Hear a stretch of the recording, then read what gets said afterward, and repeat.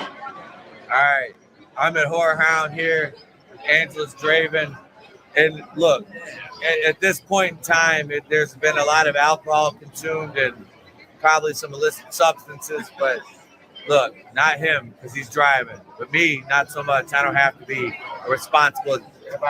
I've been a responsible adult since I've been here. It's over. Child. Look, a big child, a rather large one that just says, "I want this." And then I don't even know what's going on anymore. I'm just flipping the camera around, and Jesus help me.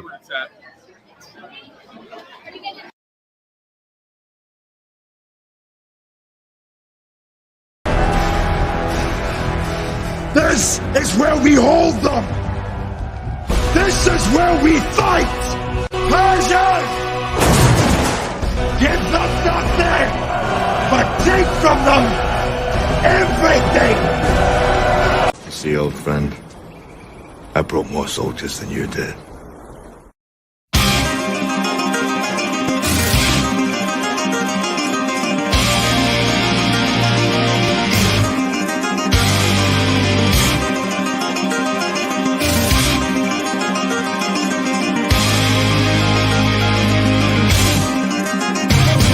We do not kneel.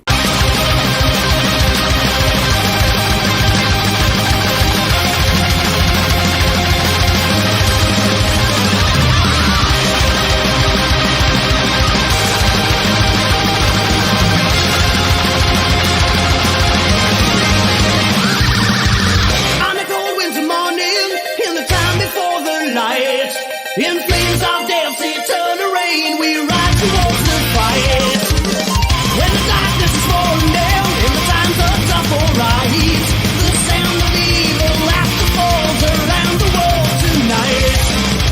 Fighting hard, fighting on for the steel through the wastelands evermore. The skeletons will feel the hell bodies wasted on the shore. On the blackest flames in hell's domain, we watch them as they go. In fire's pain, now once again we run. So now we fly, yeah, we're free. We're free before the thunderstorm.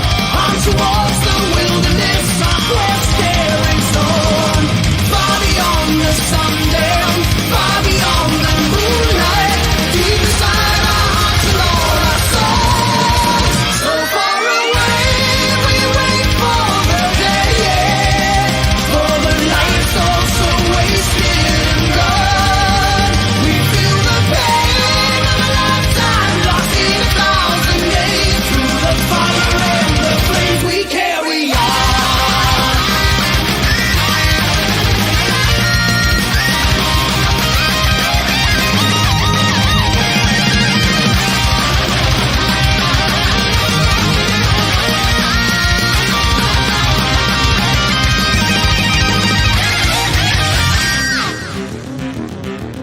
If the red days dawn in and the lightning cracks the sky, they'll raise their hands to the heavens above with resentment in their eyes.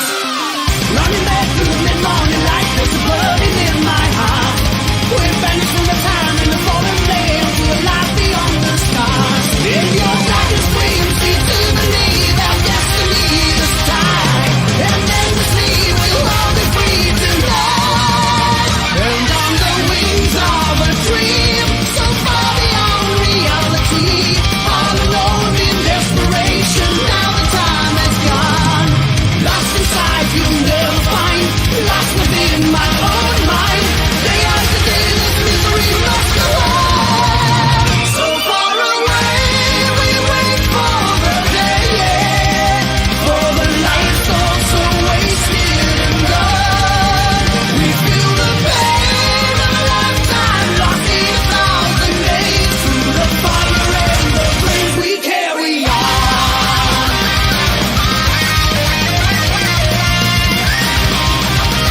Now here we stand with that blood on our hands. We fought so hard, now can we understand? Now break the seal of this curse if I possibly can. For freedom of every man. This is where we hold them. So far away, we wait for the day, yeah.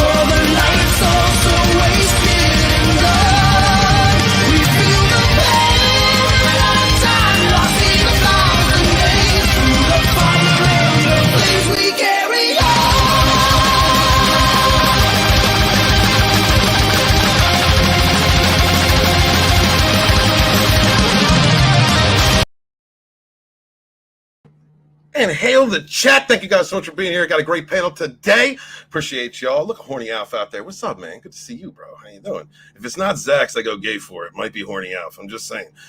Good to see you. I'm going to introduce my panel real quick so we can get to talking about this. First up is the newest addition to Rogue Entertainment. Please welcome DJ Odyssey. What's up, brother? Yeah? You're just going to show us the package? Yeah. I was. I'm going to. Yeah. Oh my God. Oh my God. It's real.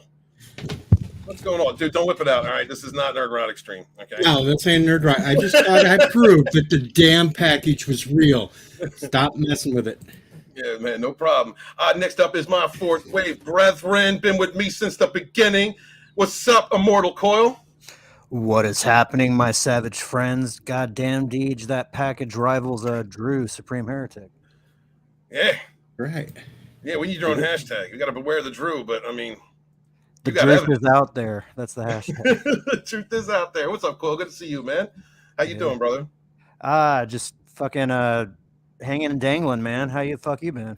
Doing pretty fucking good, my friend. I'm been pretty fucking savage, dude. Pretty savage. That's good to hear. Yep. Everybody could use a little savage. Next up is the resident Clean European cheerleader, the lady of Rogue Entertainment. Please welcome Tina Bojan. Hello. I may not have the full package, but husband says I got a pair of brass ones, so you know. From the stories that we have heard, you have an honorary sack, Tina. Aww. Yep, you're one of us. Wow, I love that. Thank you. You're welcome. How you Hey, doing, everybody. I'm doing really well. I hope everybody's having an awesome weekend, and I'm excited to chat Picard tonight later. Right. Yeah, that's what we're doing. Next up is one of the panelists for Tina and I on the Mad Dump every Wednesday Sporking News podcast. Please, guys, go support Scotty and Sporking News podcast. Slender Dad is in the house. What's up, man? Hello. Hey, man, you ready to talk into the TV show? Yeah, but I mean, you played that song, and now I'm like, I want to talk about Dragonstorm. Like, Yeah, right. I love Dragonstorm. Me too, brother. Me too. How I you had been, a man? T-shirt for Dragonstorm, and I was like 30 in the Navy, so I still had the baby face going on. And some girl came up and was like, "I really like Dragonstorm," and I'd have been lucky if she was 20, and I was like, "I'm 30." You immediately put that block up, right? You're too young. He has a limit. Slender Dad has a limit. And that's good to know, man. I'm glad you're here, dude. Thank you so much for being here. Appreciate you. And next up is Up and Comer in this community. Great person, wonderful guy. Please go subscribe to his channel. Link in the description below. Ryan Roger Athy, what's up, bro? Well, hello, everyone. I hope you're all doing well. It's great to be here on the Rogue Entertainment with the author, Stephen Walton, and all these fine folks here, fellow guests, fellow creators. We've got to hang together, folks, not be hang separately. So hopefully we will have a great conversation and make it so. Absolutely. I love this episode, and I can't wait to hear how Deej doesn't like it, because he already warned me. He said, "Yeah, I warned you. I will pick this damn thing apart because it was garbage." Ooh, all right. Well, before we get into that, let me get to the chat real quick. Just want to say hi to Horny Alf. Thank you so much, man. Appreciate you being here. Hail the Legion of Memers. Dude, if you're watching, I think last week you said you weren't watching it, but if you are, send me a message, man. You can welcome up on the panel. CJH is here, longtime supporter. Hail the Fourth Wave. What is up, dude? Thank you so much, channel member. Greatly appreciate you. Thunder Duck is in the house. Follow Steven on Odyssey. Yes, I forget about my Odyssey channel from now and again. There were some streams and some videos that I took down a long time ago, and I was like, wait a minute, I mirror my shit on Odyssey. And that was up there forever. So thank you. Thank you. It's because of people like you that make me remember shit. And I appreciate you, Thunder Duck. Good to see you, man. Just another red shirt is now. It's my OG TFM chat brethren. What is up? Just another red shirt. Good to see you, man. Every time I share any type of chat with you, dude, it's good to see names like you, man. People that I've known for years. We bullshitted, talk to one another. I feel like we're a family. And I really appreciate you being part of this fellowship, this fandom. It's good to see you, man. Thank you so much. Mega Reacts is announced. Oh, yeah, I'll send you a link. My bad, Mega. I will send you a link. Thank you for reminding me. Song Eastep is in the house. Channel member, thank you very much. My brother, another OG TFM chat brethren. Appreciate you. Thank you so much, dude, for being here. King of the Squibs is here. All hail the Squib Nation. All hail the Squib Nation. That man watches all my videos, likes them or dislikes them, comments every time, and I appreciate that. It helps the algorithm, guys. Your favorite YouTuber, if you really enjoy their content, please make sure to hit the like, put a comment in there if you can, even if it's something simple. It helps, or a dislike. That helps the algorithm. Also, sharing out links for your independent creators really helps a lot. King of the Squibs is all about that, and I appreciate it. Thank you so much. Yes, Sean, beware the Drew. Immortal brought that up earlier. We got word that Drew Taylor's penis arrived in Kentucky 3 days before he did during the move. So we're glad both sections of him are now safely in Kentucky. Hail Drew. Guys, please check out Supreme Heretics United Resistance on Tuesdays. Great show, good people, great panelists, and if you're into political talk, that is the place to go, man. They do not kneel over there. Hail to my brother. Let's see, the Happy Critic is in the house. This channel popped up my timeline, so I'm visiting. What's what? We're going to talk about a little bit of Picard today, Happy Cynic. Thank you so much for being here, man. Appreciate you, and if you enjoy it, hit the like, please subscribe, and if you don't, hit the downvote and tell us why. We appreciate that, man. All opinions are welcome here, as long as you're not trying to be too much of it. As long as you're not attacking somebody else, you could be an asshole. I don't really care. Leave the trees out of this. Walton condoms is a thing, Immortal Coil. That is going down. That's true. That is happening. I'm going to be the professional victim who bitches about Disney and sells rubbers. That's where I'm going. That's where Walton is 4 years later. When it comes to the test phase, let us know. We will be there for you. Will you really? Because I got a whole lot of different sizes. There's going to be the bonsai for the little guy. So we got to find somebody out there with small dicks so we can practice on that. And then for our version of the Magnums will be the General Sherman. It's going to be camouflage so they can't see you coming. It's great products out there. Thank you so much for being a part of it. Wait a minute. What about the ones like me and Drew that need the extra large? That's the General Sherman. If that's what it's going to be. It's going to be the wrist, still too small for us. I'm just, We tested it out on that statue, Oh, the equality statue. Yeah. Oh, the equality statue. Yeah, that looked like two dongs hugging each other, wouldn't it? It was. I couldn't. Oh God. Let's see. Zach's in the chat. What's up, Zach? So we're gonna get talking here in a minute, but I need to show appreciation to each and every person in this chat. Thank you so much for being here. Greatly appreciate you guys. Check out Zach's wonderful panels. Had Tom Conkle on his stream last Wednesday. Tom Conkle, one of the most imaginative and talented writers, creators. Please go support him. Love seeing him. Lovely Sherry. What's up, sweetie? Good to see you, sweetheart. Thank you so much for being here. Legion of Memers. Queen, do not piss off Sherry. She can emasculate you with one image. What's up, Stephen Joins? That was my boy since I was a teenager. Hail the 7, my very first coven. Good to see you, man. Thank you for being in the chat. Say hi to Beth Ann for me. My love to you both. Let's see. Did I see Zombie Box Reviews is here? What's up, Andy? Good to see you. Thank you so much for being here, dude. Appreciate you. I'm not gonna say thank you 1,000 times or how much you've helped me in any of that this time. I'm just gonna say glad you're here. All right, Andy. That's what, because he asked me like every time, because that dude is. All right, I'm not gonna do it. I was gonna do it again, but I'm not gonna do it. All right, let's get talking about Picard, guys. We'll start off with just an overall assessment of what you thought of this episode, and for people like Tina. Actually, I'm gonna have Tina start because Tina's kind of watched all of it, her and Mr. Bojan, all the way up to now. And what do you think of the series so far, Tina? Oh my, yes, we binged 6 episodes all last night. So it would be difficult in order for me to say, what I liked from each episode or a specific one. But whoa, I mean, I found myself tearing up at times. I found myself laughing, just smiling ear to ear. It was so great to see these characters and these actors together. And sure as heck, there was that's not going to happen. Or, you know what, they could fix this by doing that. That's really stupid. Or I didn't think that's how that worked. But you know what? It didn't matter because the characters were there. And it was just the camaraderie that they have. I feel like I'm in college again.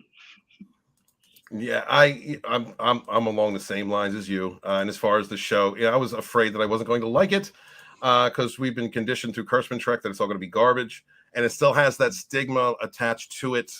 This is the backstory from CBS All Access Star Trek is still there, but I'm thoroughly enjoying.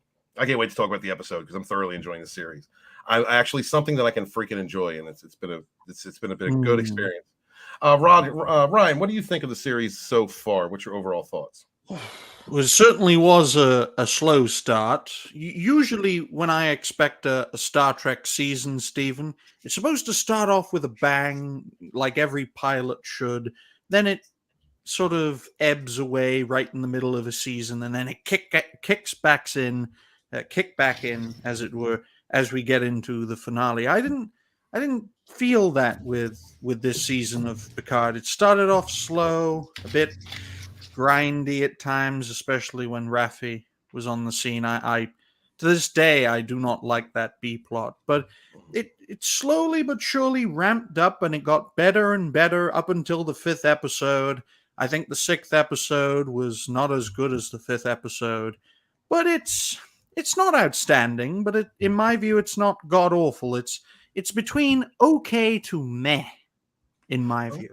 Okay. Mega Reacts is brought up on the panel. Is here. Jesus, I can't even speak today. What's up, Mega? Good to see you, dude. Hello. Glad to be here. Hey, brother. What is your thoughts of this? Like, quick thoughts of the series so far? I think Ryan hit it on the head. The farther I get into the season, the less I am seeming to like it. Okay. I came into season 6 really gung ho, and my enthusiasm is waning. All right. Slender Dad, what are your thoughts on the series so far? Well, just a little preface here. I've always been more of a Star Wars fan than a Star Trek fan. Been very aware of Star Trek. Enjoyed some Star Trek in the past, but more Star Wars than Star Trek. Seasons 1 and 2 of Picard were absolutely awful. I think season 3 is holding its own, and I think it should have been season 1, if that makes sense. And weirdly enough, this entire season has given me my new favorite captain among all the Star Trek captains. Picard has been unseated. I love Shaw. I could watch a show just about Shaw. Shaw is good. Mortal Coil, what are your thoughts? I think in some ways it's a little bit too little too late. I really enjoy the show, which is odd, but I question the timing of its implementation. I think that the people at Paramount are so concerned about making money that their nuts are being squeezed. So they're finally putting out something that's kind of sort of what we wanted the whole time. And there's less of a fucking pulpit from them to preach from. With the consensus of the panel, I would have liked to see this back in season 1. And I refuse to watch seasons 1 and 2 just because everybody I know and love and respect had shitted all over it. I was very surprised that they actually kind of went back to traditional storytelling. Terry Matalas has a good pedigree for this sort of thing, but there's still that whole 25% difference, and this is happening in like Red Matter Spock universe, so I don't really think it counts. All right, and DJ, finish this off, brother. What do you think so far? So far, I had to watch Galactica 80 to cleanse my palate. Galactica 80. Oh man. Oh, I haven't seen that since once. It's that bad, Deej? Well, and what are your thoughts? Like, why are you having? My thoughts is this is nothing but member-berry garbage that they've ripped off Star Trek movies and past series and pushed it all together into a idiotic story. I mean, it's just a great big pie of member berries. So I mean, they have literally dug up the courts of Picard and Kirk. And I'll get into that. I will get into that as this stream goes, because that's part of why I hated this episode so damn much. Okay. Well, before we get into that, I just want to say I'm loving this show. I recognize the issues with it, and I like doing these streams talking about them because it does bring up things that I just kind of let go. Like I'm like, okay, that's not too good, and I just let it go. Or things that I get a new look at certain events. But as far as like the characters coming together, the story and the way that's unfolded, I'll be honest with you guys. This show to me is a love letter to fans. It seems like it's an apology to fans, and that's why we're getting the member berries and the references that we are. I think it's really doing its due diligence, especially in this episode when we see things like the New York, the Defiant, the HMS Bounty, the Voyager. We see all these ships that are unchanged. They're not Kurtzman Trek. They look like they did in the series, and that's what I like the most. That to me says that they're showing what they're trying to present to us is something that we've been asking for. And I like Mortal Coil's like, too much too late. Yeah, I get that. There's people out there like, no, I can't do it. It's too much too late. This should have been the first season. I still have issues with Kurtzman Trek, absolutely. But for me, I'm enjoying the characters getting back together. I'm enjoying the series so much that I actually am starting to like Raffi. So that's where I'm at with it. I know. I didn't think that was possible. All right. Oh, God. All right. Where the hell is Stephen Walton, and what changeling has taken over? Changeling. But a fleshling. So a smelly fleshling. That's some impressive. Speaking of changelings, that's some impressive evolution in just 30 years. I think it's genetic engineering. I think you're probably right, Ryan. Because I need to end it with a joke, because my husband and I are such geeks. We're looking at the ship and how pretty it is and everything, and I'm going, okay, this definitely was not designed by Microsoft, because that UI hasn't changed in 30 years. No, I don't think it's genetic engineering anyway. I think it's Borg engineering. You think? Ooh, interesting. Yeah, I think the Borg are involved in this. Well, pardon the pun, but I think we're dealing with a rogue faction here. No, I actually agree with DJ on that one, because they're really pushing the Borg history in a lot of the subtext of previous episodes. So I think they've basically put that Chekhov's gun on the table. If the Borg doesn't get involved in this somehow, then why the hell they talk about it so much? Now, did the Borg Queen, the version that's in Picard, not the original movies, but did the Borg Queen, did her character die in any of the previous seasons, or is she still around? Because the actress passed away, so I'll be heartbroken if they bring her up on screen. I mean, she got like time hold or something, didn't she? Didn't they have her in like Picard season 2? Because I didn't. Season 2, they switched it from the one Borg Queen to that goofy. Right, that's what Shaw was shitting all over. Boyfriend and everything else. He said the hippie Borg or something like that. The and real they turned Borg is her. still out. Right. I mean, I love the actress, and I'm so sad she passed away. So I'll be really depressed if this is the last thing she ever did was to play a Borg. But Well, no, just Kurtzman Truck was so fucking bad, her heart couldn't take it. Lord. Oh, poor thing. Oh God. She passed away at only 45. That's a shame. Was it mysterious? Did she happen to get any questionable injections? That I don't know. I guess we'll have to tune into United Resistance to figure that shit out. Did she have anything on the Clintons? Ooh, good point.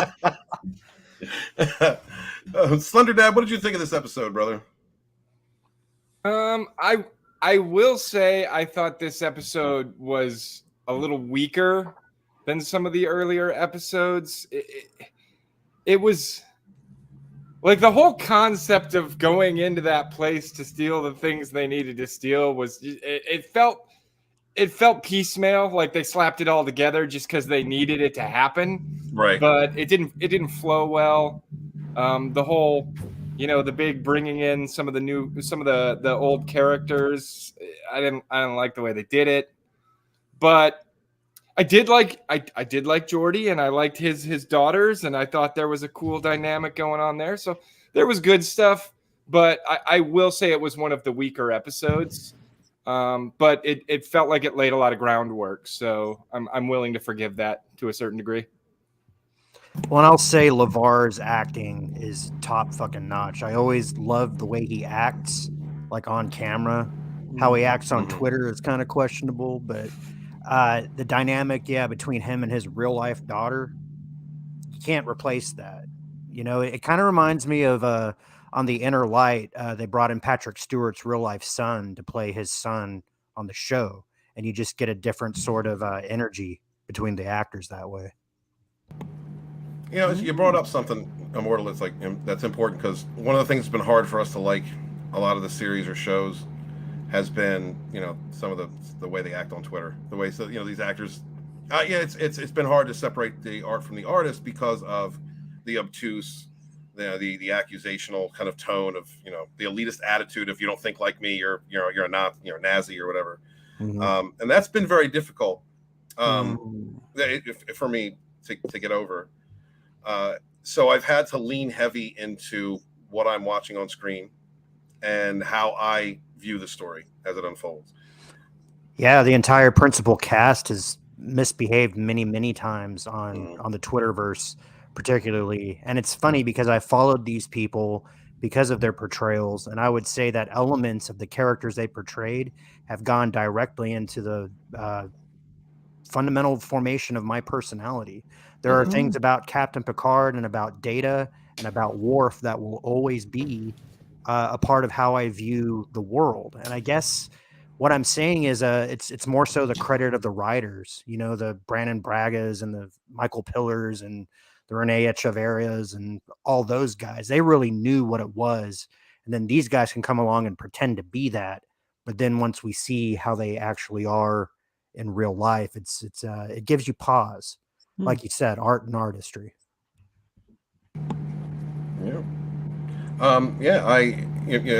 Right. That's exactly why it's been hard for me to, I've talked to people who, just off topic, just for a second, I've talked to people who can't watch the original Star Wars trilogy anymore because of the things that Hamill has said.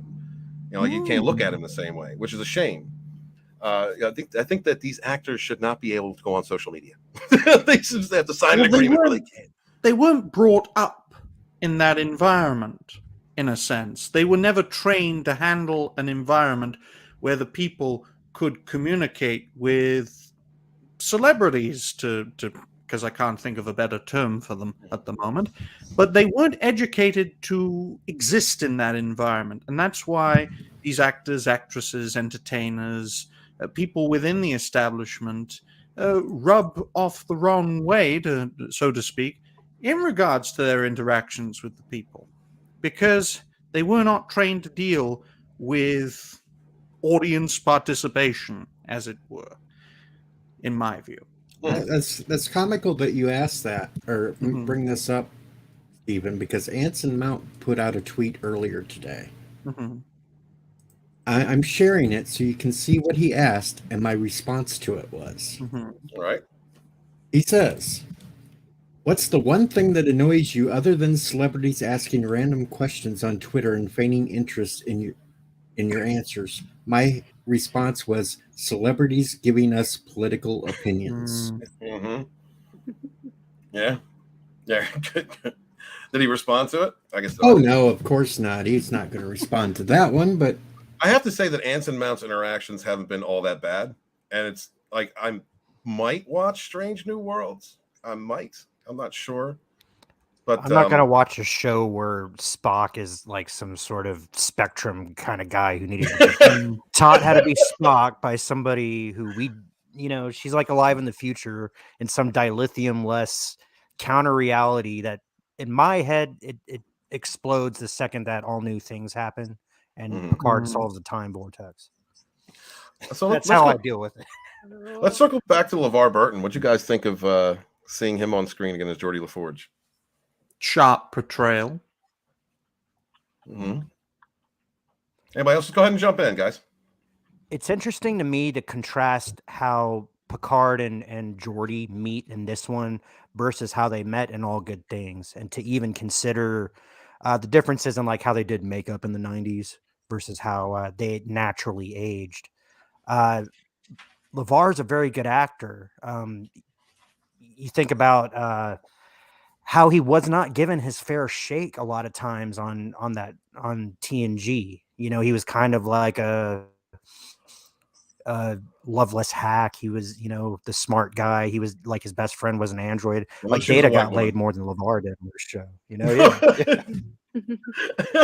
Well, granted, Data got laid by a real woman instead of a made-up hologram. Tasha Yar. That's probably why I could relate to Geordi LaForge so much. He wasn't getting laid either. Right. I'm impressed at LeVar Burton's ability to act though without seeing his eyes for all those years. For me, a lot of the acting is in the facial expressions, and when you Mm-hmm. can't see an actor's eyes, I'm doubly impressed at their acting. Well, in the next when I first saw him in TNG when I was watching with my dad, like that was the Reading Rainbow guy for me. So Yep. I always automatically liked him. Yeah, because Oh, you're a baby. I Yeah, am. because some of us looked at him and said, "Oh wow, they got Kunta Kinte on a." I understand that. Well, remember the Reading Rainbow episode where he actually did a behind the scenes of TNG, and they showed like Michael Westmore putting makeup on Michael Dorn, and yeah. There's a really good video on YouTube where LeVar is getting like a lifetime achievement award. James Earl Jones inducts him and talks about his approach to wearing the visor and how he has to act and all this kind of stuff. You know, it really disturbs me that he could be that cool, but then just be such a jerk online. Yeah, that's the switch. That's what actors and actresses are trained for. They're not trained to be in the social media landscape. No wonder they fail so many times when interacting with people. Mm-hmm. What did you guys think about them bringing Data? How they brought Data back, or whatever he is? Very odd. Yeah. The whole section there at that facility is wrought with so much garbage. From the time they beamed in to the time they found Data, it's horrible. I mean, come on, they beam in. What's the first thing the place does? Scans them.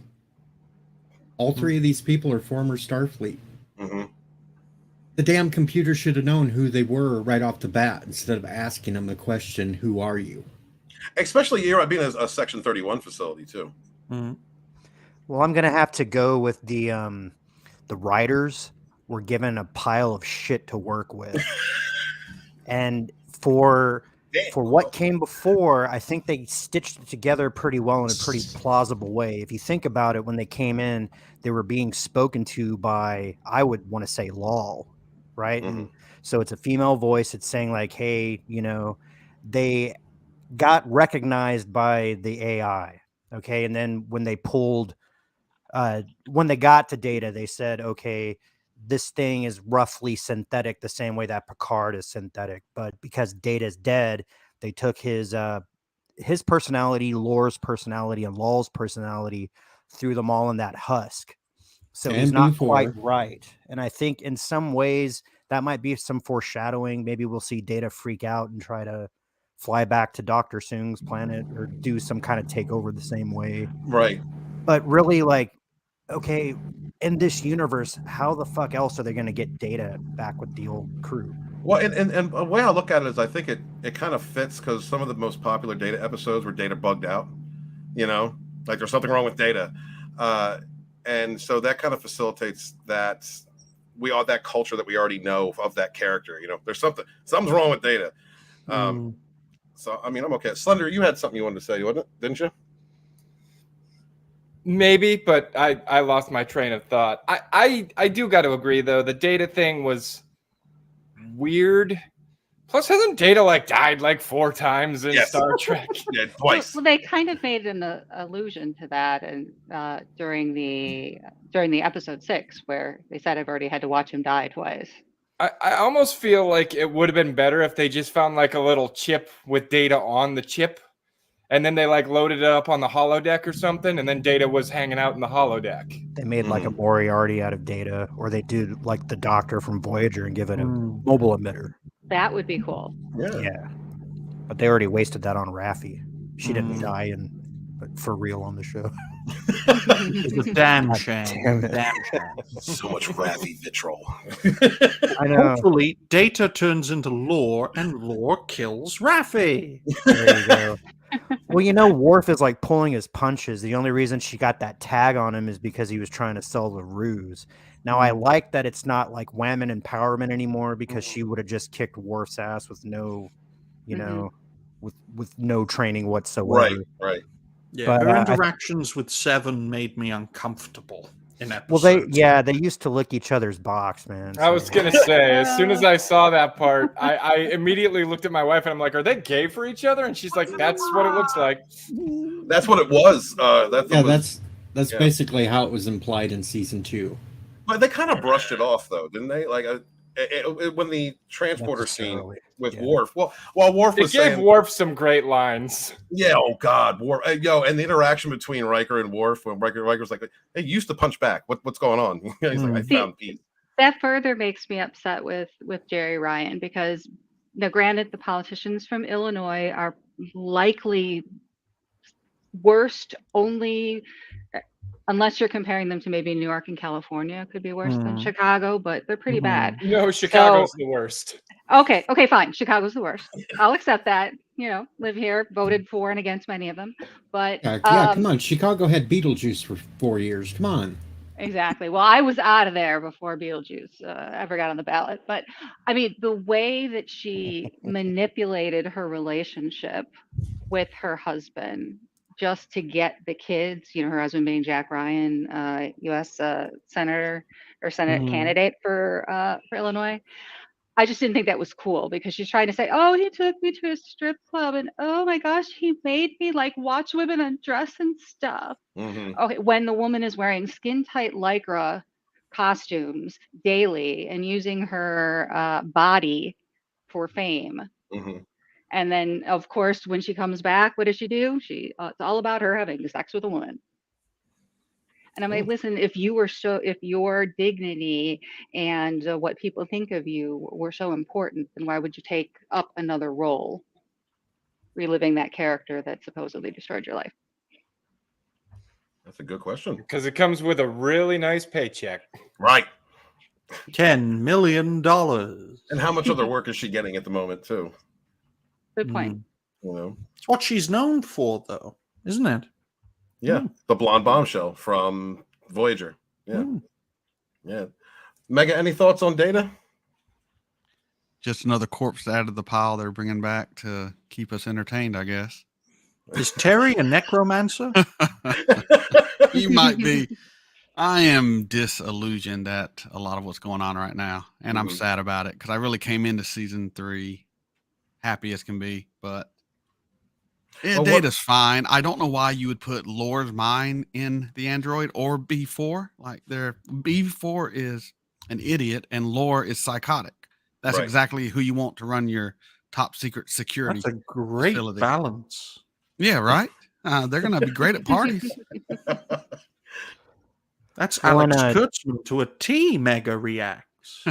Idiotic and psychotic. Art representing life. So they went out of their way to explain that Data is in a synthoid body, which is a good way to explain the real life fact that Brent Spiner has aged. Yes, so potentially we're going to get some android that's not like 20 times stronger than everybody, and Worf can just knock him the fuck out if he stops making sense. And that's going to be a shame if that's the truth of it. Because that is that's a strong part of Data's character, was being he was the only one that could just like take down Worf. Yeah. Well, that and his lack of understanding of humanity gave him sort of like a childlike innocence, which for me really killed the enjoyment of that character when suddenly he was like the comic relief in the movies. I don't need Data running around popping off F-bombs and telling jokes about dicks, and getting jokes about dicks that were told to him 8 years ago. Mega touched on, he started out really liking the show and now you're disappointed in it. Like, explain that a little bit, Mega. So I was fine with the member berries leading up in the show. It's fine. You're trying to get fans back in. You're trying to get people excited, and it worked. It had me in. I was loving it. But there comes a point where I have to watch a show on the validity of what's being shown to me, not memories of a show. And they're selling me too much on the memories than what they're actually creating for the show itself. Focus on the conspiracy at hand. Yeah, focus on something other than just showing me ships from other shows for 5, 10, 15 minutes. I want to know what's going on. I want you to quit the soap opera shit. Quit showing me things that I love just to keep me interested, and get on with the fucking plot. With what's going on. It would have been very interesting to see the museum being attacked and the crew would have each crew member would have to go on each ship and try and protect the museum. I think that would have been quite interesting. I mean, Mega, what do you think of like them bringing Moriarty in, right? So, like from the way I viewed it, it was, here's another part of the lore of TNG that we're going to present to you in a small bit. And I think that's like a wave to the fans. Like, how do you see that? Do you think it's disrespectful? That is exactly what it was. No, I don't think it's disrespectful. I think it's lazy. I think it's lazy. I think it's just, we got to have AI. Well, who can it be? Let's make it Moriarty. People love Moriarty. I love Moriarty. He's in some of my favorite episodes of TNG. But this wasn't even Moriarty. It just looked like him. They even said that. This isn't the real Moriarty. So once again, they're giving us a facade, a fake, something fake. And I just want something real that the show has on its own. And I'm just tired of the constant callbacks. I loved it going into it, but we're on episode 6 now. Like, let's focus more on this show and not focus what on has the come enemy. before it. Okay. All right. DJ, do you feel the same way? Oh yeah, but I thought it was a complete throw off. We sat there and we all thought we were going to get Moriarty, and then we end up it's just Data projecting the image of Moriarty to get Riker to whistle freaking And Pop open Goes the the door. Weasel. So you just, is that just like a meaningless member berry for you? Meaningless member berry. That's all this show has been. It's been member berry after member berry after member berry. I know, I've been eating them And up. I love no them. real story to this. See, silly me, I took that scene as him Data verifying that was actually Riker and Worf. Well, and I know what it's supposed to be. Remember that episode where Data was plugged into the holodeck and they were trying to explore his dreams and try to figure out why the ship was in trouble? Data's subconscious had to react with the crew in order to give a sense for what the fuck the threat was. So they're trying to call back to that. But again, it's like Metalis has been handed a pile of shit and like, hey, do something with this. There is a plausible reason for them to going to Fleet Museum, and that's because Jack realizes that the cloaking device off of the Bounty is going to be what gets them out of there. They do use it for fan service, I'll give you that, but there is a plot-driven reason for it. That part of it ticked me off the most in this episode. It's after the whole James T. Kirk body thing.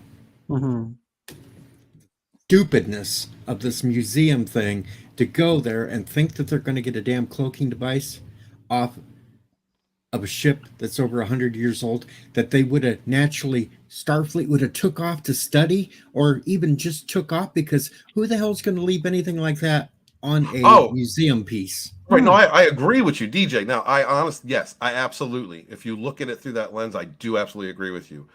But it was definitely placed there so that we could get images of, or memories of old Trek, of past Star Treks, which is a lot of this.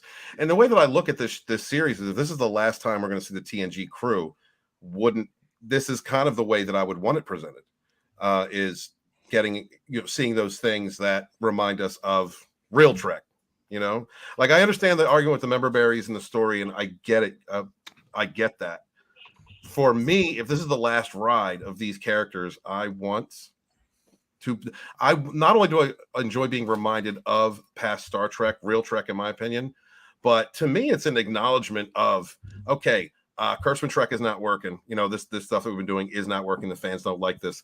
So they're going to present this to us. And I think that supporting it, at least in my own opinion, supporting it, even though there's obvious injections of fan service, it's overt. It's all over the place. This is, for me, it's like my chance to say, yes, this is what I want. This is what I've liked. I agree with you, Stephen. I look at it as like, I'm totally fine eating memberberry pie as long as there's enough sugar and whipped cream with it. I'm fine. But then, of course, that's why I have my nickname. So that explains a lot too. I'm right there with you, Tina. Bad take. There is consequences to liking this. If for some reason this gets greenlit and Kurtzman remains in control, of this beloved franchise. You know, this again, it's too little, too late. I wish this would have been the movie instead of fucking Insurrection or something. No, I get that, but You know what I mean? like Good point. Kurtzman's name in this is just on the credits. That's it, and he doesn't. Yeah, he really went on have a- holiday. Is Right. Kurtzman the Kathleen Kennedy of the Star Wars or Star Trek Absolutely. franchise? Oh, Yeah. absolutely. Yeah. Yeah. Also, So that's kind of a weird statement, right? There's consequences to liking this. Like I don't consciously decide if I do or do not like something. I either like it or I don't. That just happens. well, maybe I should rephrase. It's going to Mhm. give the big boys in the suits the gumption to think that they can continue on. And Yeah, maybe- don't let them off the hook, 15 which more is why years. you make sure that the reason they know the reason you like this, and like you don't just pretend you don't like something because you're worried that they're gonna get the wrong idea. You just make sure they know why you like it. Thousands Right. of You people don't. on Twitter do just that. Right. Oh, I don't disagree. I Mhm. do not disagree with that. I mean, Roger, where do you Okay, stand with Ryan's got to leave in about 10 minutes, guys. So I just want to give him a chance to say a few things. Ryan, like, where do you stand on that? Do you think that it hinders Star Trek, to like it, like to express that we enjoy what we're getting, or like how do you feel? Well, I have the unique luxury, ladies and gentlemen, of not watching any new Trek except for this. I mean, I may have watched the first JJ Star Trek film when I was 10 years old when it was first released, but that's over a decade ago now. In my view, Star Trek Picard Season 3 is peak new Trek, and as a result of one meh season, it will give those heads justification for another decade of this nonsense. And it's a damn shame that is the case, but if you give an inch, they take a mile, so to speak, folks. And New Trek is not Star Trek. It's like a mirror universe version of Star Trek. It's We've gone 25% from different.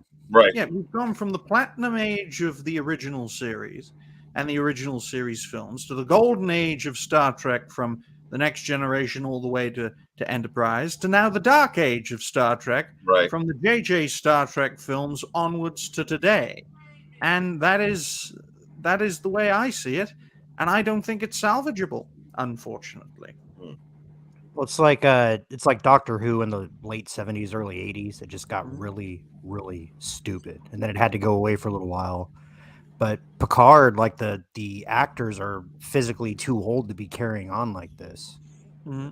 That's why it's like the last ride, So I'm definitely excusing some things, in the storytelling, and and the member berries, but I'm enjoying that. It has to be done well. Tina said it correctly.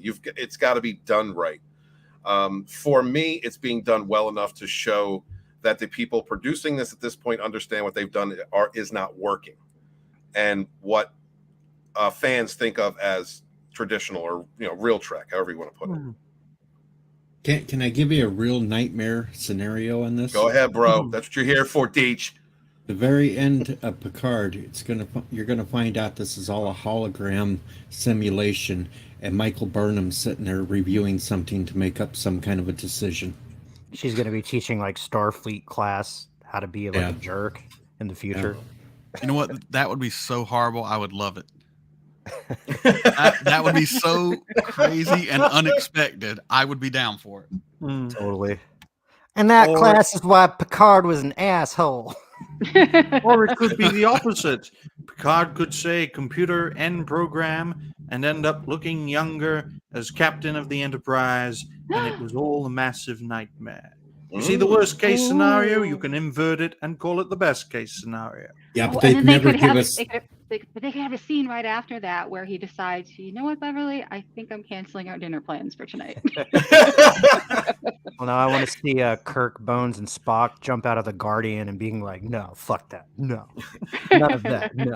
Ryan, I know you got to leave in a few minutes. So is there any points you want to make that you liked or disliked about this episode? Well, I think it was a slow start, but I did find it more intriguing as the episode went on. But it created more questions than answers. When you're reaching the end of a season, folks, you're supposed to wrap things up, tie up the plot, as it were, focus on the main A plot and deal with the enemy. The enemy gets the upper hand, and then you triumph against evil, so to speak. And I don't see that, especially what Deej was mentioning. When you go into Daystrom, all these little member berries, as he and many other fine folks like to call them, all these little hints, as it were, of future things, maybe. I think they're just distractions. In my view, season 3 of Star Trek Picard is peak new Trek, and it's going to go downhill from here, folks. Although STD is ultimately getting cancelled, they'll make something even worse. Just to spite you, and I, and everyone else who speaks out against them. Star Trek Picard is the peak. Then we get Star Trek Titan, where Seven comes out as trans and Captain Shore is queer. That sort of thing. My God. See, my final theory goes along with Ryan. I think this whole thing, especially when you hit the museum part, they're telling us what we like belongs into a museum. This is the last you should expect of what you want. We're going to make what we want after this. I didn't think of it that way. Interesting. Ryan, why don't you go ahead and promote, let people know where they can find you. Link for his channel is in the description, guys. Well, thank you all very much for having me. I wish I could be longer, but I had a pre-scheduled stream on another channel. That will be the fourth stream I will be on today. As for where you can find me, Ryan Roger Athe on YouTube, Twitter. I'm on Facebook, but I don't really use it. Instagram, I don't really use that either. And hopefully you all enjoy what I have to offer. So, ladies and gentlemen, have a great stream and check out the replay. All right. Thank you so much, Ryan. Appreciate you, dude. And welcome back anytime, brother. Okay. Yes. Likewise with all of you on my show, Reality Based. So bye for now, everyone. Have a great See you later, night. brother. Tina, you got to head out, sweetie? Yes, Mr. Bojan came home early and gave me the look because the boys aren't home this weekend. So it's time to start date night. Yeah, Mama's got some things to do. But Yeah, go take care of that good man who lends us his wonderful wife on every stream. Go ahead and tell him where I can find you, sweetheart. All right. Well, you guys can always find me on Saturdays here with the famous author. Otherwise, I am on Vinny Tartamella's streams, Vinny Arts channel on Friday and Sunday nights. And then I am also back with the author on Wednesday nights on its Working News podcast, Wednesday Dump. So, and if you can't find me anywhere other than that, I'm on Twitter at Tina Bojan. I'm even on Facebook. So, I'm not old. So you can totally hit me up there. All right. I have a Facebook too. All right. See you later, Tina. Bye-bye. Good night, guys. Have fun. Thank you. Yeah, man. All right, Deej. Lay it on us. All right. Break it down. I know you want to. Go ahead. Do it. All right. Well, I already stated one thing from them just beaming in. The damn, I don't care if it was Lal or whatever's voice. The computer knowledge would have been there on who beamed in. They would have even noticed that Worf had a weapon on his back. That they shouldn't have had weapons there, but he did have his on his back. Number 2, they go past, or actually, Genesis 2 device. Come on now. Yo, that's what that was, wasn't it? Yeah, it was the Genesis 2 device. When did they make the Genesis 2? Because Kirk's son, who was the only other one that really knew how to make one, got killed off. Okay, good catch. Good catch. Kirk's body. They needed that to make Snoke. Oh, sorry, that's the wrong frame. I did watch a breakdown of that over on Trek Yards because they paused it, tried to zoom in and everything else, and they seen some line at the bottom of all the writing that said Project Phoenix. When you say Kirk's body, do you mean I thought that was Picard's body at the end. No, at the very beginning, right after Kirk was in there. Genesis 2, Oh, it was he? I didn't says see that. Okay. James T. Kirk when they were showing the first body in the episode. Oh, I didn't even see that. Okay, thank you. So I gotta go back somebody went to Meridian 3 and got Kirk's body and took it back here. To Daystrom. Why? That's top secret shit. I don't know. To create a Kirk Picard hybrid baby. Will it be Benary? I don't know. I don't know. I was trying to make a joke out of that, but I don't know. I was trying. The weird ass Tribble. The Tribble though. They had to do a Tribble and do a genetically altered Tribble just to try to say this is why Klingons hate him. Oh, really? You didn't like that? I thought that was funny. That's why Klingons have two dicks. But if the Federation has banned genetic manipulation, why would they manipulate it? Was it though? Because it was stated that not everything in this was Section 31. They only had some Section 31 things in here. Wasn't completely. Mm-hmm. The best part, I will give you the best part of seeing this episode was finally seeing the NX refit on screen. Oh, yes. And the Defiant. That was beautiful. And Voyager, because I like the Voyager. But I'm saying that this is all an FU to the people, because if they showed the original Connie, how it was meant to be seen, then does that screw over Strange New Worlds on how they portray a Connie? I don't know. Look the same. They don't look the same. I think. I mean, honestly, now they've had to like work in different Kurtzman Trek story, of course, into this, but like the way that I'm viewing it is, it's very dismissive. When they do it, it's quick and they just get over it. You know, like the interaction between Raffi and Seven was just like an awkward moment. They used that for Worf to talk about, relationship. Like, I've been on many way missions with relationships, and then, it's to me it seems kind of dismissive. Well, supposedly somewhere in these last 4 episodes, we're supposed to get more shots of these ships at some point. I don't know for sure. That's all the rumors I'm hearing.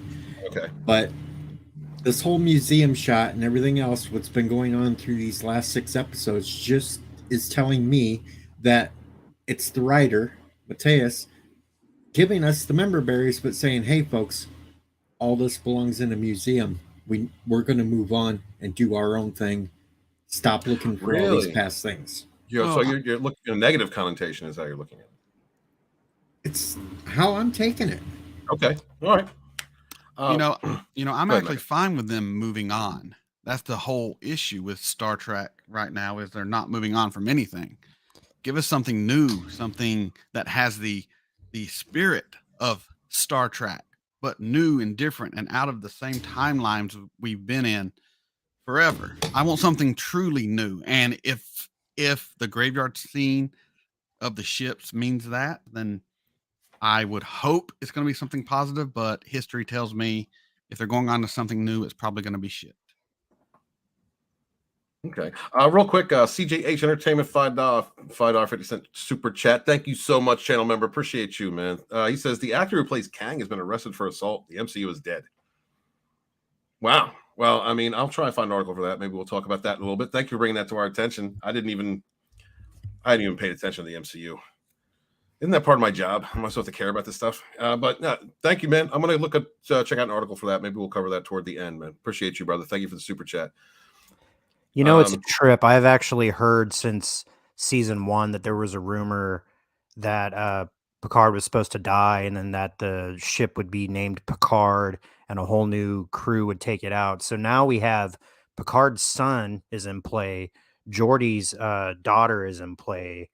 We have a potential Data that can, be there. We got Alexander Rozhenko is probably out there in the universe somewhere. So is this the next generation that they're trying to set up, or is this just a one-off?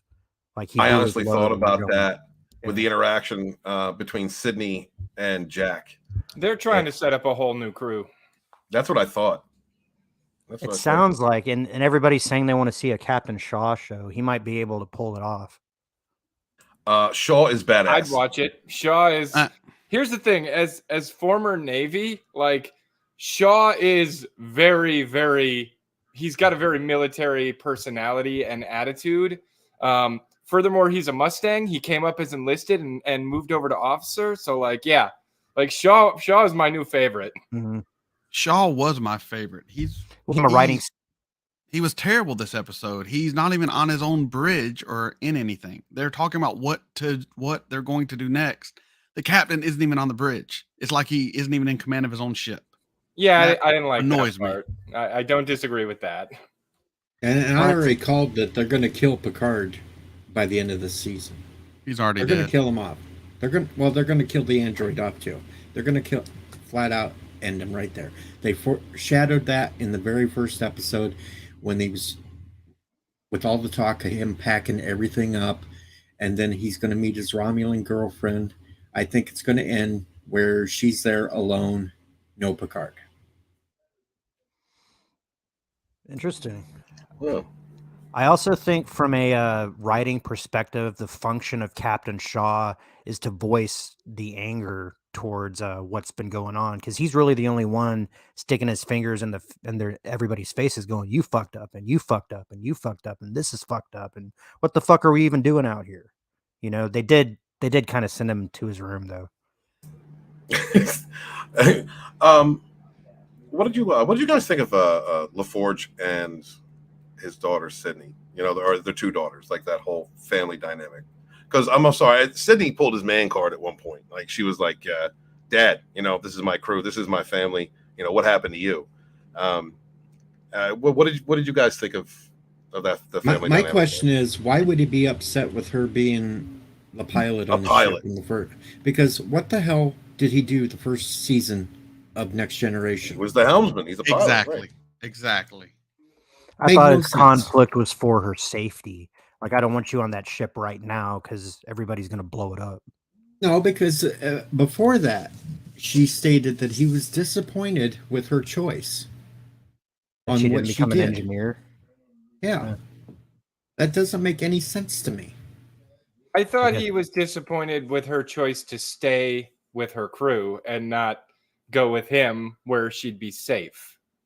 First, it was that she wasn't an engineer. They kind of worked that part up some, that she can't talk to her father because he's mad that she didn't become an engineer.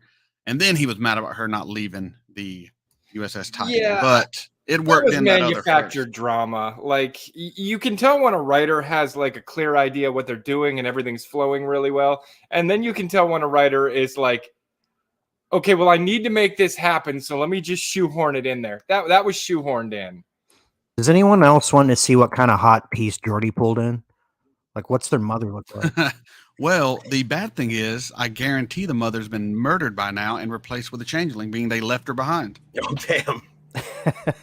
Right, Geordi got cucked, and she's like, "Yeah, whatever, fuck off." Hey, I'm surprised they ended up with a black girl. Those girls don't look mixed, and Geordi loves his white women. That's some dark chocolate right there. Yeah, it's dark.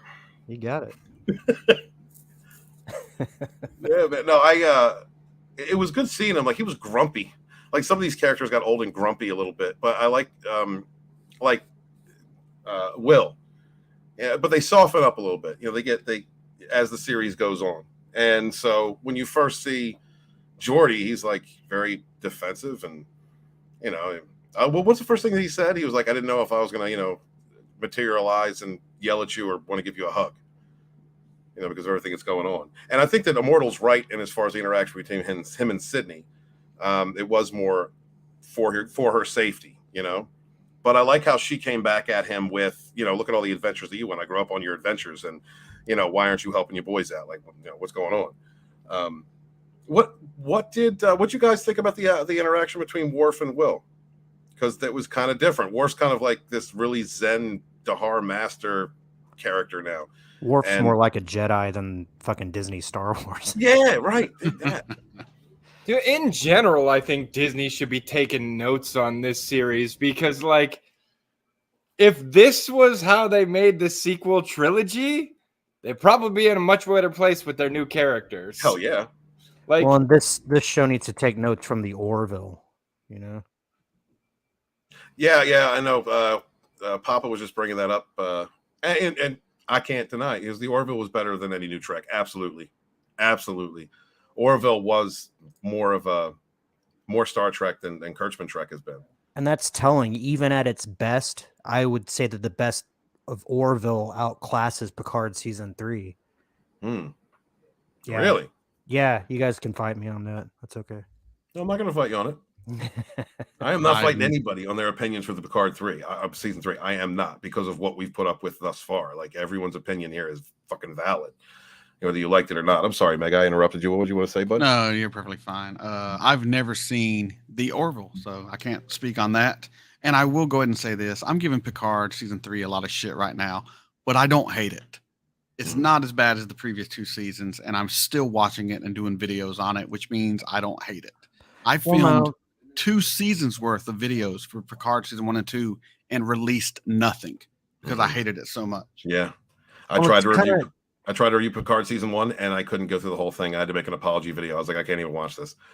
Star Trek and Star Wars, you got to think of it like this. This is that hot girl that you fucked, and then like she broke your heart and shit all over you. A couple years goes by, and she comes back around and goes, "Hey, do you want to one more time, maybe?" Right? So your guy wants to do one thing, your heart wants to do one thing, your mind knows something else, but it's like, can I say no? Or do I just kind of want to see what?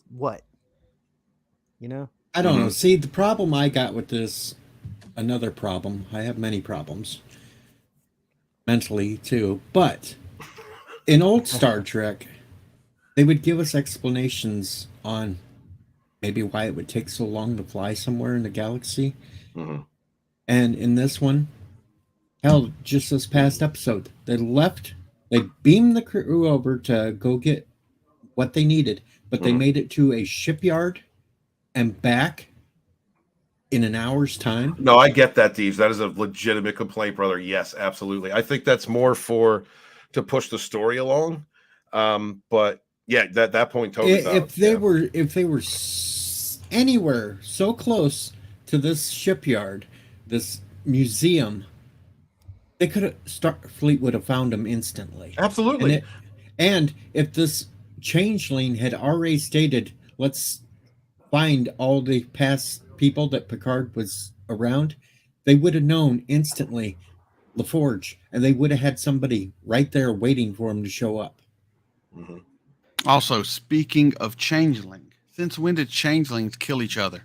I thought none of them have killed each other except for Odo, and he had great shame in that. Now they kill each other willy-nilly. I think that comes from the faction that broke away, right? So the one that those the rogue faction? Yeah, the rogue faction. Are those ones that's with her actually changelings? Well, whenever they die, they leave behind that weird residue, right? That Beverly couldn't identify. So I think that means they're changelings. I could be wrong on that. They also die differently. Who was bringing that up last week? I forget, but how they like downgraded the changelings, which I agree with. And so that's 25% different, of course. But if they're doing something different to replicate human internal organs, then perhaps that leaves some sort of a difference in death. They could always replicate organs. I don't buy that's a new feature. Oh, yep, that was you. That was me. I'll go in on a deep dive with the changelings. No, please do. Bring it up, man. For those who didn't see it last week.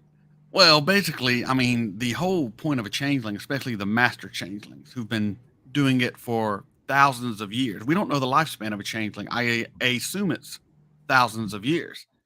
They truly mimic what they turn into. Yeah. That was the whole point. They taught that to Odo about you become the hawk, you become the bird, you become the rock. So I think when they turned into humans, if they were a skilled enough changeling, they would replicate everything. And that's how they could even give blood.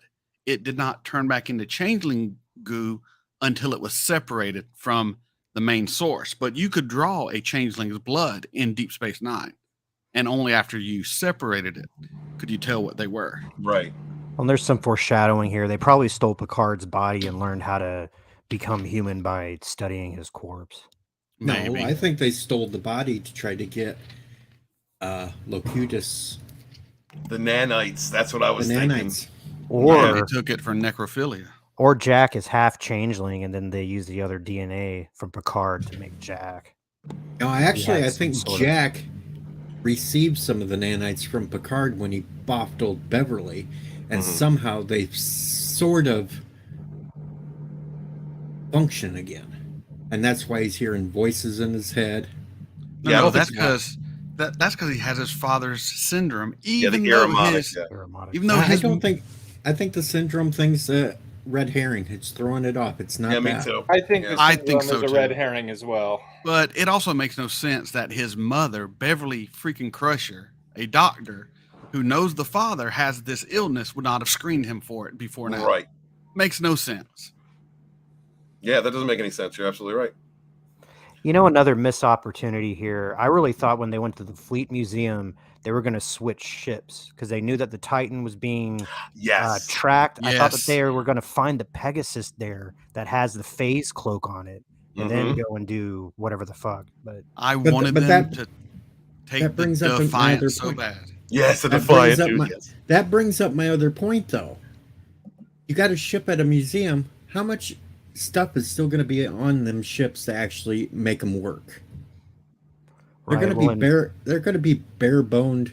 They're going to have stripped off anything. They're Right. going to take all the weapons out, everything like that. That's why there should not have been a damn cloaking device. Oh, no. DJ, valid point. I totally agree with you. But for the purpose of the show that they're giving us, no, they'd be fully functional. I would have loved to have seen the Defiant, like Yes. Mega was saying, and it would make no sense that it wasn't stripped down. But Is it would be fully operational. Yes, You but know? if you're going by that logic, it would have been more logical just to have took the bird of prey because it could beam in and out while cloaked. Or Jordy could have whittled one out of fucking wheat and paper clips, you know. They wouldn't even have had to have taken the cloaking device because that bird of prey has already been shown that it can transport while cloaked. So they could have flew back there and transported them all off that institute without even uncloaking, without anybody knowing that they were actually there.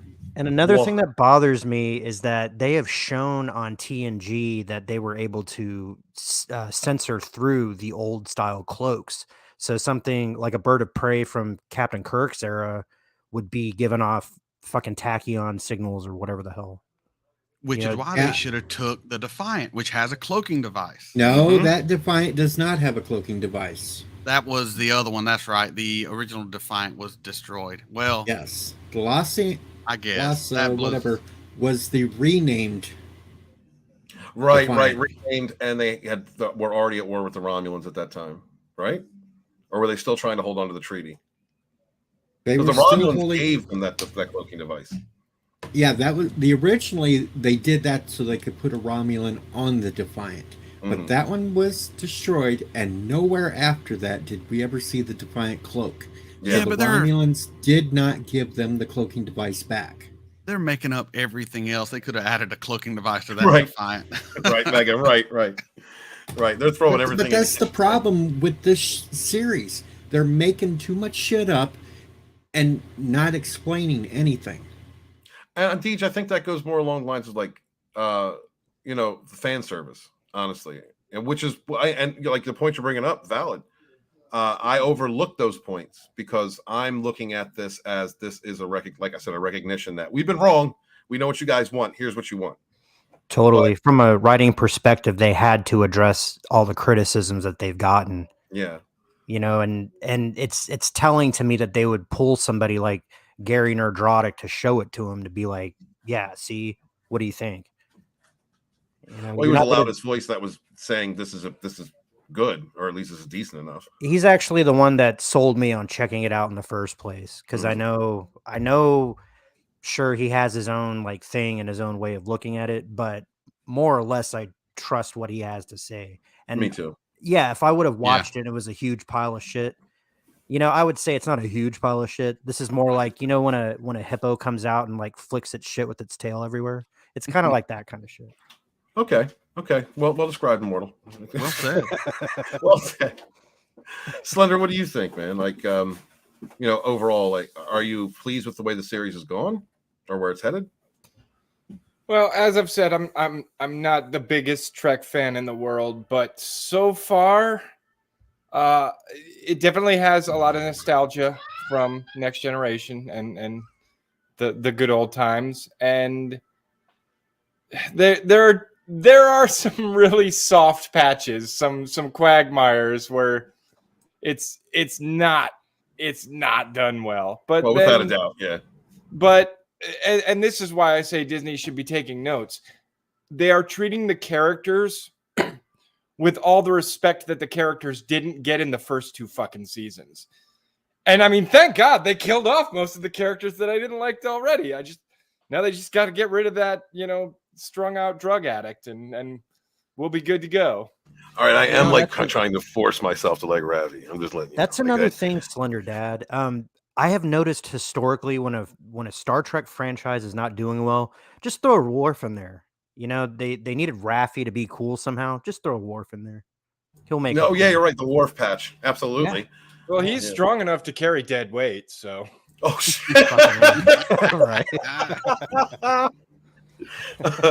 All right. Before we move into covering this article that CJ brought up for us, I just want to go around the horn and see what your final thoughts are on the episode. We'll start off with DJ Odyssey. Weak. The whole thing, it's weak. Okay. All right. Mortal Cola, what do you think, brother? I would give it probably a 6.5 out of 10. I thought the episode before was a little bit better. I'm a little bit wary of where this is going for the plot points that I addressed earlier. But at this point, we're over the hump. We know that we got 8 episodes total. So this is where the fun begins. Right. I got one quick question for everybody while we're here. Yeah. Sure, brother. Why would she have to cut off her hand to talk to whoever she is in changeling form? If that it doesn't wasn't make sense. That's where changeling Ghost Rider lives. Because it looks cool. Yeah. No, this is where my whole theory comes in. It's Borg, and they just can't quite assimilate the changelings, and they're looking for a way to do it. Wow. That's an interesting theory. I'm going to keep my eyes on. Deej, you come up with some really cool shit. Why aren't you writing books? Because I don't know how to write. I can only imagine things and then try to put it on paper. It just doesn't work. Gotcha, brother. Gotcha. Slender Dad, what do you think of the episode? I mean, as I said at the beginning, I think this was the weakest episode, but it didn't cross that threshold of I'm done. So I will definitely be watching episode 7, and I'm still optimistic for the season overall, and I'm having fun geeking out and theorizing as to where this is going to all end up. Which is something we haven't been able to do as a Star Trek community in 20 years. Yep. Yeah. And it does make you feel a little dirty, Megan, what do you think of the episode? I didn't hate it, but each episode is a little bit worse than the previous. So I guess we'll see how it ends. I don't hate it. That's the best thing I can say. All right. Well, I mean, that's better than Kurtzman. That's better than Kurtzman. That's better than Kurtzman. Yeah, it's a shame, man. It's like it's like U.S. presidential elections, voting for the lesser evil. Yeah, it's a damn shame where fandoms have gotten because of the abuse of them. The disrespect to the properties that we love. Still not better than Battle Galactica 80. Damn, you are gonna hold that line, aren't you? Yep. All right, Deej. That's a hard line, man. That's a hot one. Let's thank you guys so much for being here. We're going to cover one article. CJH brought it up. Thank you guys so much. Let's see. Ant-Man 3-star Jonathan Majors arrested for assault. According to TMZ, Jonathan Majors, Kang in the MCU, was arrested Saturday morning for allegedly assaulting a woman near Chelseatown in New York City. Majors asserted he is innocent of the charges, which include strangulation, assault, and harassment. One of Major's representatives told TMZ he's done nothing wrong. We look forward to clearing his name and clearing this up. The woman in question, according to TMZ sources, had visible signs of the assault across her body. She is currently in stable condition at a local hospital. I would like to state that I was arrested once for hitting a woman who scratched herself up, and I didn't touch the bit. She kicked my ass. The police were contacted around 11 a.m. Saturday, and the woman told them that she and Majors had an altercation, which led to the actor physically attacking her. According to TMZ, given the visible cut behind the woman's ear and the other redness and visible marks on her face, the police put Majors in handcuffs and brought him to jail. However, he seems to be out of current custody. So there you go. I mean, it's just an allegation. Hold on. I mean, these are. It was an arrest. It's up to the court of law to decide what's what. Like I said, I personally have been through situations where women have made shit up and then marked themselves. And it's, so I don't really have Dude, much thought here's the on problem. If she is alleging that he assaulted her, and I have no idea because we need more evidence. But if she is alleging that he assaulted her and her face is all scratched up, then they should be able to find her DNA under his fingernails. Right. I need more than that because, like you, I have seen women do that shit to themselves, especially when they're trying to get someone to, you know, maybe settle for a couple $100,000. Like, you got to have evidence. Bring me evidence. Do not bring me a story. Bring me indisputable evidence. I mean, it is a story, and you know, it's a breaking story. This did happen. There was an arrest, but you're right. As far as what actually happened, that's up for the courts to decide. Are we sure that it wasn't some woman of the night that he hired for some weird kink thing, and then he just didn't pay her, and she got mad? I mean, he's an actor, Deej. He was in Ant-Man 3. He should have enough money to pay a hooker. Yeah, but maybe he just didn't want to pay it. It wasn't that good, so he said to F it. I mean, in that case, you get rid of the body. Well, that's the point. Is on cases like this, too often the defendants are hung in the court of public opinion. Right. When just like what Walton was saying, there are evil women out there. Fucking Andrew Tate sitting in jail, knowing that he has proof that everything that's been hurled against him is immaterial. You know, and we as men are made to suffer. You know, the burden of proof shouldn't be guilty until proven innocent. It's right. Like at least so far we haven't heard about it. He pooped on his bed or anything. That's true, but it's more and more we're turning into that Encounter at Farpoint farce court that Q was a judge, jury, and executioner of. Right. Yeah. Well, especially in the court of public opinion. In the court of public opinion, you are guilty until proven innocent, and it's kind of disgusting that it is that way. Like, it's kind of a fundamental principle of our justice system is the presumption of innocence. But holy shit, nobody presumes that once you get outside the courtroom. Yeah, I don't know. Need proof. This, you know, it was an arrest. It's an allegation. It's up to, you know, it's up to the victim to provide proof of the assault. And I like what you said about Slender, about there would be evidence. And if there is evidence, I would hope it would have been connected or collected when he was arrested. So, yeah, it's just things like this. Any type of accusation, especially in the court of public opinion, can be used against you. It can follow you around your entire life. Even, you know, we've seen time and time again, people have been accused of things, men and women that have followed them, and you know, for years upon years, that they weren't guilty of. But the stigma exists, and so. Yeah, that's about all I can really say about this article. Mega, any thoughts on it? No, not really. Innocent until proven guilty in my book. So I'll see what happens. Yeah, that sounds about logical. Next up tonight, go check out Sporking News Podcast, The Dump. Great people over there. Good channel. I'm part of that team. And please check them out. I don't think ETEP's holding a show tonight. He's out with Angelus Draven and Justin Proper at Horror Hound right now. Hope they're having a great time. Becky, he's what's drunk up? Right now. What's up, Becky? He's drunk on his Saturday night streams anyway. ETEP Saturday night streams are the most fun streams to be on because, like, he's wasted. The host is wasted. It's like anything goes. And CJP, another great person in the community. He's always bringing up good videos to watch, funny stuff, and it's just a great time there, guys. Please check them out. What's up, Becky? Good to see you. Thank you for coming through. Also, remember to check out Tina over on our friend Vinny Tartamella's channel, Fridays and Sundays. A lot of the rogues hang out over there. Vinny, former rogue, good time, good people, and hope you have fun. And let's go around the horn and let's tell everybody where they can find you. First up is the newest rogue to the crew, DJ Odyssey.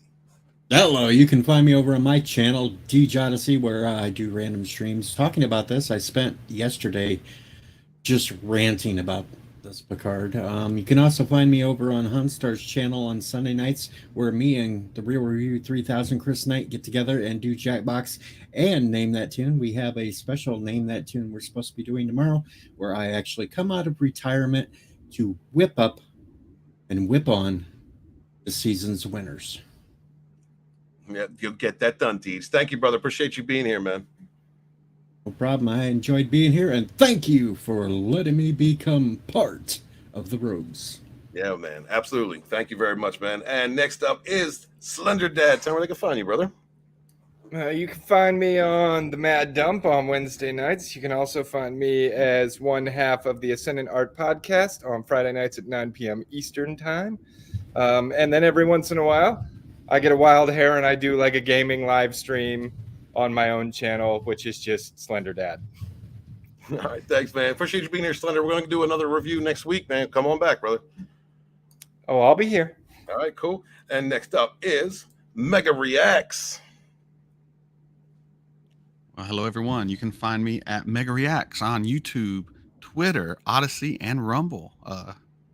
Come check me out.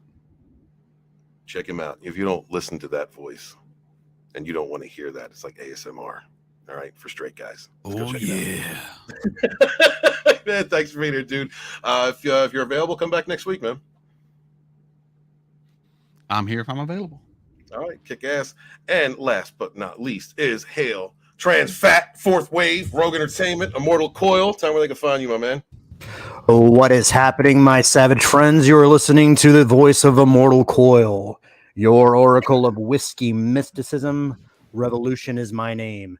You can find me Tuesday and Sunday nights on Supreme Heretics channel. Tuesday nights we do United Resistance, where we go into the hidden hand behind the shit that's trying to keep you dumb and unevolved. Sunday nights we do a little show called Midnight Prism, which is kind of like unsolved mysteries, sightings, that sort of thing, X-Files, where we pierce the veil and we talk about things that are beyond reasoning. You can also check me out on my channel. I do Sunday night Savage Spirituality. I talk a little bit about my experiences with the supernatural because I have had some.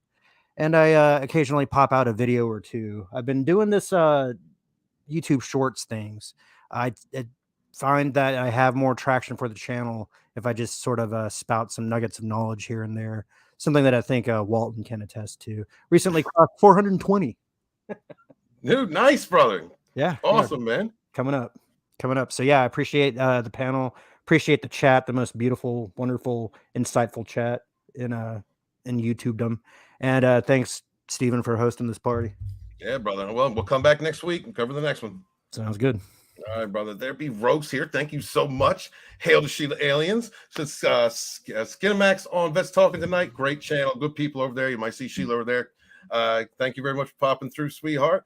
Papa Cotton says, thanks for letting me poke at the Trekkies with the stick, Stephen. That's what you do, Papa. But you're my managing moderator on both my channels.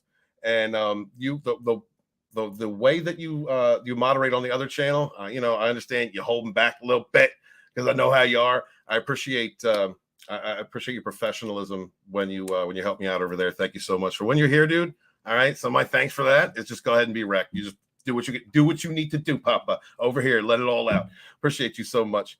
Thank you guys so much for being here. I greatly appreciate you. Remember to support your favorite comic book creators, YouTubers, whatever type of content a person is making. You don't know how much a share means to that person, to a campaign, to a creator. So please support your independent creators out there. Your favorite YouTubers, share out links for their channels. We don't have an industry to support us. We only have each other, and we rise together. I will see you guys this Wednesday on the Mad Dump, where I host for Star Matt Mardigan on Sporker News Podcast. Please check them out. And next week I'll see you guys on Road. We'll cover another episode of Picard. I am author Stephen Walton, the fandom menace historian, your historian, born in the chats of the High Council with my brothers and sisters fighting for our modern mythologies. Wash your hands, wash your ass, be good to each other, yet suffer no fools. Peace. Vaginas in the rain, so many fucks given, wet ass vagina.